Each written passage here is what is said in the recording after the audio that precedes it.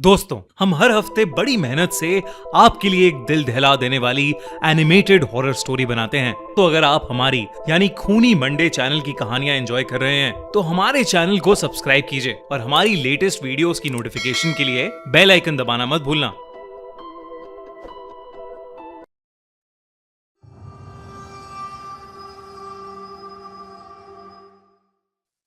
Monsoon wedding. अद्वित और सानवी की flight जब गुवाहाटी एयरपोर्ट पर लैंड हुई तब वो दोनों बहुत एक्साइटेड थे। फाइनली 4 साल के रिलेशनशिप के बाद वो अपनी ड्रीम डेस्टिनेशन वेडिंग करने वाले थे और उनके लाइफ टाइम इवेंट के लिए चेरापूंजी की नेचुरल ब्यूटी परफेक्ट डेस्टिनेशन थी। मगर वो ये नहीं जानते थे कि उनकी ड्रीम वेडिंग उन दोनों के लिए सबसे भयानक याद बनकर रह जाएगी। जून का महीना था और बहुत तेज बारिश हो रही थी। उस बारिश में चेरापूंजी बेहद खूबसूरत दिख रहा था।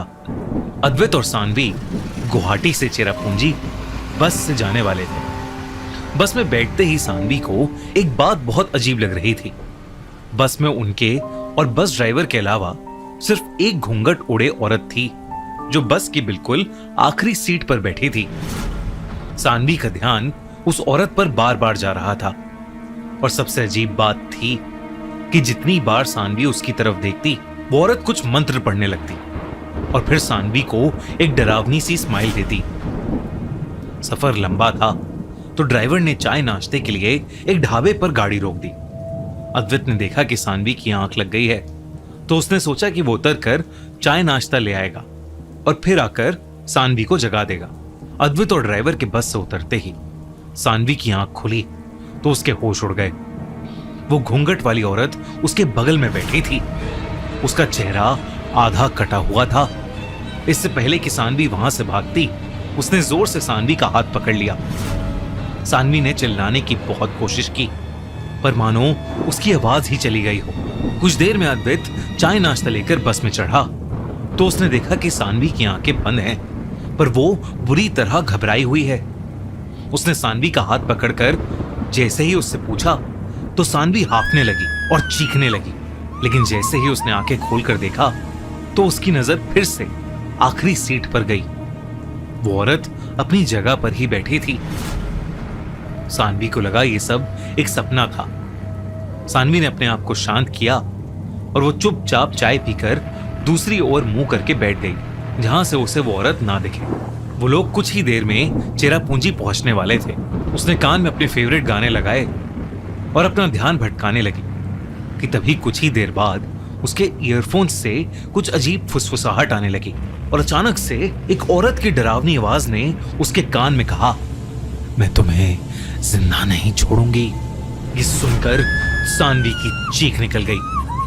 अद्वित घबरा गया और सानवी की आवाज से ड्राइवर ने अपना बैलेंस खो दिया और बस एक पेड़ से टकराकर बंद हो गई। ड्राइवर ने होश संभाला। सानवी और अद्वित तुरंत ड्राइवर के पास गए। किसी को चोट नहीं लगी थी। हैरानी की बात यह थी कि वो औरत बस से गायब थी। अचानक से वहां तेज बारिश शुरू हो गई।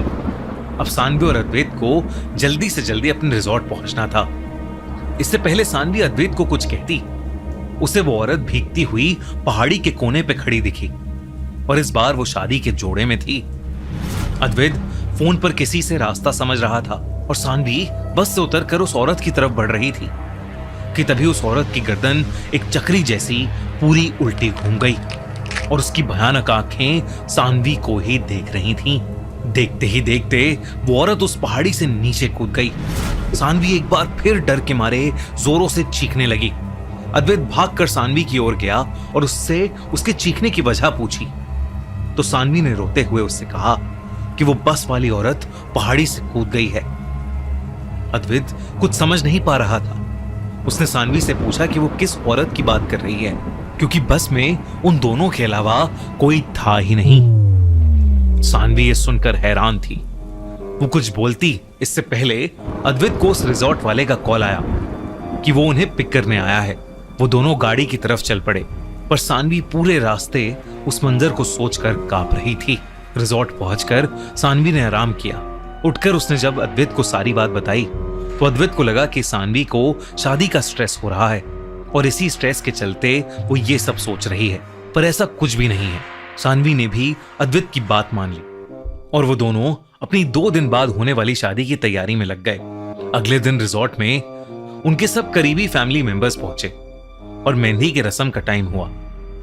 माहौल और चहल पहल देख सानवी बहुत खुश थी और वो पिछली शाम हुई बातों को भूल चुकी थी। कुछ देर बाद वो अपनी मेहंदी लगवाने के लिए बैठी। सानवी सबको नाचते गाते देख रही थी। तभी अचानक उसे ऐसा लगा कि उसका एक हाथ जल रहा है। उसकी मेहंदी जहां जहां रची थी वहां उसकी स्किन में लाल गहरे घाव हो रहे थे। उसने अपना हाथ खींचने की कोशिश की पर मेहंदी लगाने वाली औरत ने उसके हाथ को कस के पकड़ा था और बिना रुके उसको मेहंदी लगाए जा रही थी। तभी अचानक सानवी की नजर उसके चेहरे पर पड़ी तो वो वही बस वाली औरत थी जिसे देखते ही सानवी को चक्कर आने लगे और वो बेहोश होकर नीचे गिर पड़ी। उसकी आंख खुली तो उसका सर अद्वैत की गोद में था और सब उसके आसपास बैठे थे। सानवी बहुत डरी हुई थी। उसके हाथ सच में घाव से भरे थे और मेहंदी पूरी बिगड़ गई थी। वो अपना हाथ देखकर रोने लगी तो अद्वैत ने उसे दिलासा दिया कि बस मेहंदी से हुई एलर्जी है, दवाई से ठीक हो जाएगी। सानवी जानती थी कि उसकी बात मानने वाला वहां कोई नहीं है और उसके मन में यह बात घर कर गई थी कि वो औरत जो कोई भी है वो सानवी की शादी नहीं होने देना चाहती, इसलिए उसके साथ ये अपशगुन हो रहे हैं। अगले दिन शादी वाली सुबह सानवी बहुत डरी हुई थी पर वो किसी और को परेशान नहीं करना चाहती थी, इसलिए उसने किसी से कुछ नहीं बोला। शादी का मंडप रिजॉर्ट के बैंक्वेट हॉल में था जिसकी एक तरफ बड़ी बड़ी खिड़कियां थीं, जहां से बारिश में भीगा हुआ चेरापूंजी बहुत खूबसूरत लग रहा था। सानवी और अद्वैत शादी के जोड़े में काफी सुंदर दिख रहे थे। जैसे ही दोनों मंडप पर बैठे तभी अचानक लाइट जाने से गुप अंधेरा हो गया। बस हवन कुंड की रोशनी में वो एक दूसरे को थोड़ा बहुत देख पा रहे थे। तेज बारिश से ये सब होना वहां आम बात थी। पंडित जी ने बिना देरी के मंत्र पढ़ने शुरू कर दिए। अचानक सानवी को ऐसा लगा मानो कोई अद्वैत के पीछे बैठा है। उसने हल्की सी गर्दन घुमाई तो उसके होश उड़ गए। लाल जोड़े में वही औरत अद्वैत का हाथ पकड़े हुए बैठी थी और इस बात का एहसास अद्वैत को था ही नहीं। सानवी ने सोचा कि इस बार भी शायद ये उसका वहम है, पर तभी जब पंडित जी ने अद्वैत को सानवी की मांग भरने को कहा तो अद्वैत अपना हाथ ही नहीं उठा पा रहा था। कोई कुछ समझे इससे पहले हॉल की सभी खिड़कियां एक एक करके टूटने लगी और अद्वैत का पूरा शरीर कांपने लगा जैसे उसे कोई दौरा पड़ गया हो। तभी वो औरत अचानक सबके सामने आ गई। वो औरत लाल दुल्हन के जोड़े में थी, लेकिन उसका चेहरा बेहद खौफनाक था, कटा हुआ, घावों से भरा हुआ और आंखें एकदम खून जैसी लाल। अचानक उसने अद्वैत की गर्दन पकड़ी और उसे इस कदर मोड़ा कि अद्वैत की सांसें वहीं रुक गईं। सानवी का ये देखकर दिल बैठ गया।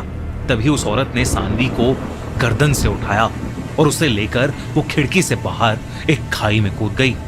सानवी और अद्वैत की शादी उनके पूरे परिवार के लिए मातम बन गई।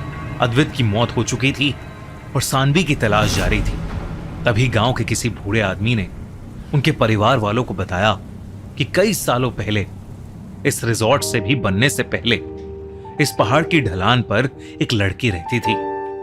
उसकी शादी के दिन उसके पति ने उसे ढलान से धक्का देकर खाई में गिरा दिया।